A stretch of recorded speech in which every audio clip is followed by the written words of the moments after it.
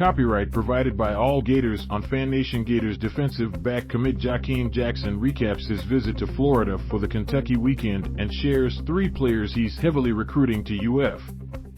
Gators defensive back Jakeem Jackson returned to Florida on Saturday to embark on his second game day as a Gators commit, with his trip first coming for Florida's Week 1 upset of No. 7 Utah. Jackson made the trek back to the Swamp expecting to see much of the same from the Gators as they kicked off SEC play. Instead, Jackson witnessed a down week that was bound to come as Bily Napier and his staff attempt to overhaul the program's culture in 2022 and beyond. However, Jackson wasn't necessarily upset with the outcome, saying he still enjoyed his time in Gainesville. They played a good team, but it happens, he told All Gators postgame. It was a really good game. Plus, the support garnered from the fanbase throughout stuck out to the talented Osceola, Kissimmee, Florida, product. That was a good experience. It's like this every game, 90,000 people, you know the crowds be crazy and everything, Jackson remarked. Fans still showed support, like when I walked in and everything. It's nothing new about the fans.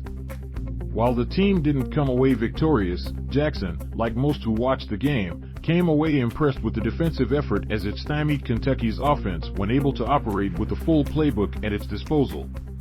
At one point, Kentucky had like -9 rush yards, he said about the defense as a whole. The defensive backs did really good. It was just one busted play, that post route, but it happens sometimes. Not only did Jackson experience the game day environment, but he had the opportunity to talk to Napier and Jay Bateman despite their last-minute preparations for the contest. The conversations went well, with the staff expressing their excitement for him to step on campus as they reiterated that he isn't a want for them, he's a need. His response was simple, I can't wait to come.